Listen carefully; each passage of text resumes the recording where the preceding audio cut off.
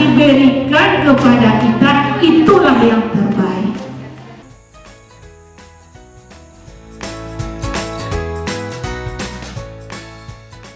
Baiklah Bapak Ibu, untuk mempersingkat acara,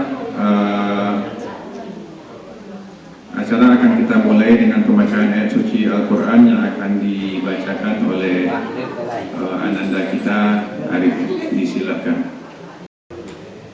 A'udzu billahi minasy syaithanir rajim.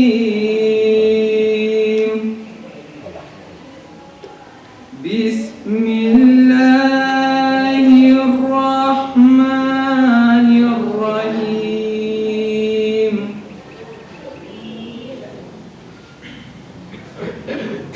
Ar-Rahman 'allamal Qur'an,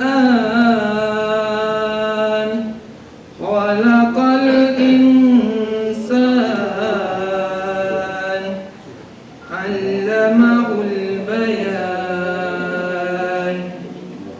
Assalamualaikum warahmatullahi wabarakatuh. Waalaikumsalam warahmatullahi wabarakatuh. Alhamdulillahirabbil alamin. Assalatu wassalamu ala asyrofil anbiya'i wal mursalin wa ala alihi wa ashabihi ajma'in. Amma ba'du. Jadikanlah sabar dan sholat menjadi penolong dalam kehidupanmu. Bapak-bapak, ibu-ibu yang berbahagia, bagaimanakah kita menjalani kehidupan ini menjadi seseorang yang sabar? Apakah kita sabar dalam segala hal? Kok dikatakan orang supaya kau sabar, dibicarakan seperti ini sabar, apakah itu yang dikatakan sabar? Itu terserah kita sendiri yang mengartikannya. Bagaimanakah sabar itu dalam penerapan kehidupan kita sehari-hari? Yang pertama yang harus kita ingat, bagaimana seharusnya sabar itu kita laksanakan dalam menjalankan perintah Allah. Kita umpamakan dengan sholat kita. Apakah kita dalam melaksanakan sholat kita sehari-hari kita sudah berlaku sabar? Apakah kita sudah memberikan waktu kita sholat? Apakah cuma 3 menit? Apakah 5 menit? Ataukah kita berikan waktu yang 24 jam ini kita bagi bagaimana kita melaksanakan sholat itu supaya sholat kita itu sempurna? Mungkin itu yang kita lupakan. Jadi jadikanlah sabar itu dalam mempergunakan waktu. Kerjakanlah perintah Allah itu, yang pertama sekali adalah sholat. Sebabnya nanti yang pertama kali dihisab di dalam kubur, kita semuanya tahu bagaimana dengan sholat kita. Karena Nabi dulu di waktu dia Isra Mi'raj, dia menjemput sholat itu kan 50 rakaat. Apakah kita sudah sabar melaksanakan yang sunat-sunat itu, bahwa Nabi menyebut 50 rakaat tersebut kita laksanakan sekarang bisa juga dengan melaksanakan sholat-sholat sunat. Itu tergantung kepada diri kita sendiri, bagaimana kita melaksanakan sholat itu sabar dalam mempergunakan waktu. Yang kedua, sabar yang kedua adalah sabar dalam meniti segala cobaan hidup.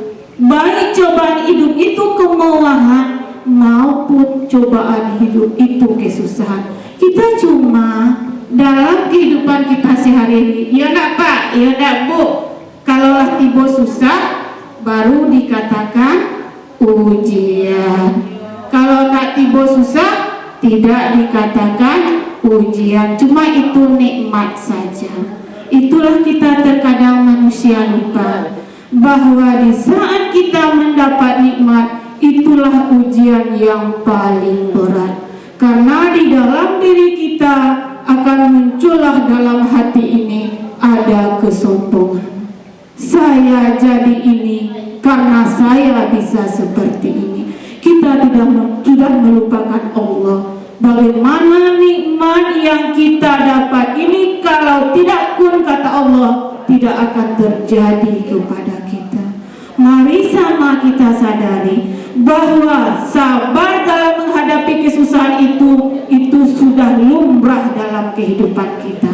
Tapi sabar dalam menghadapi kemewahan itu sering kita lupa.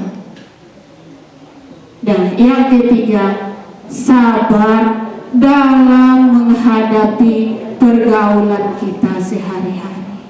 Itu perlu pula kita tanamkan dalam kehidupan kita. Kita diciptakan oleh Allah punya pikiran, punya perasaan masing-masing. Kita tidak pernah ditumpangkan oleh Allah pikiran kita pada suami kita.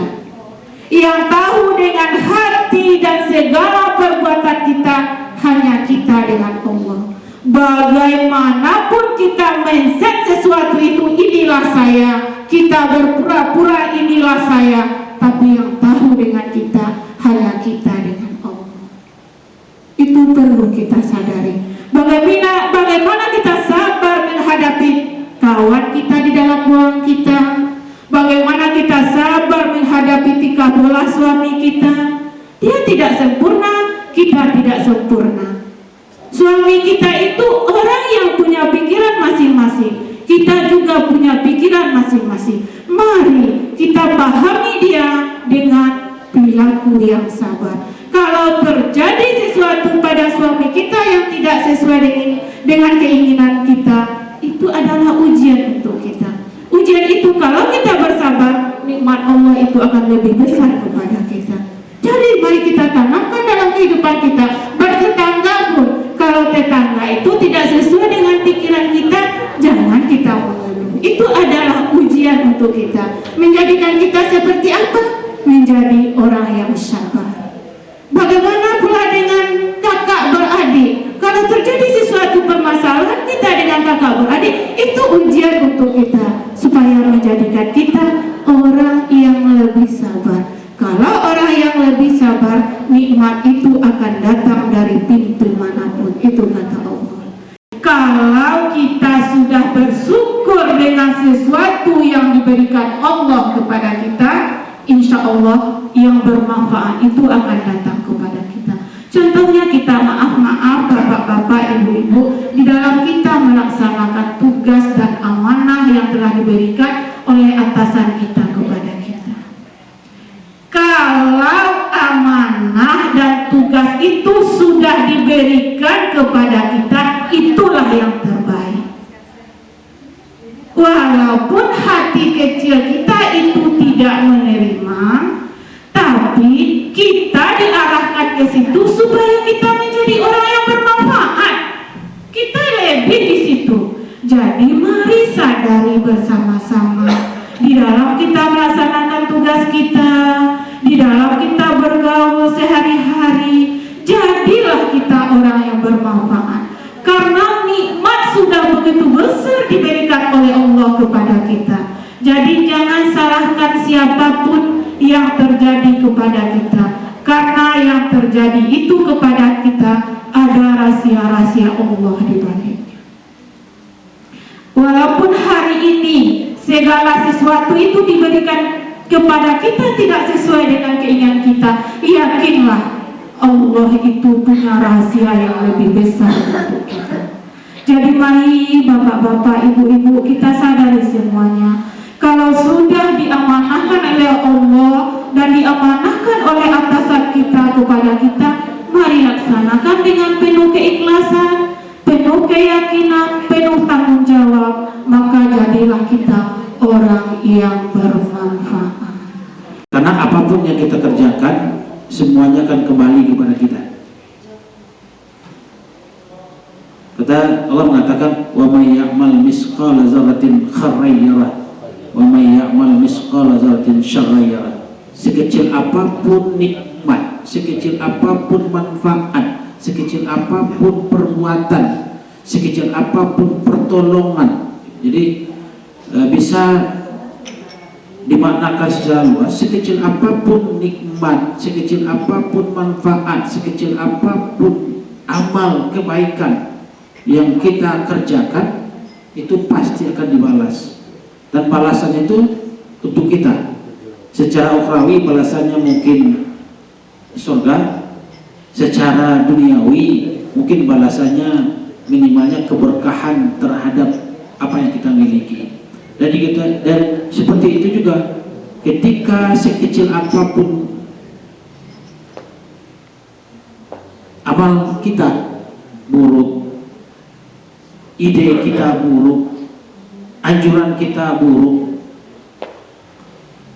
pertolongan kita yang buruk-buruk kepada orang lain, itu pasti itu jadi Allah akan kita nikmati.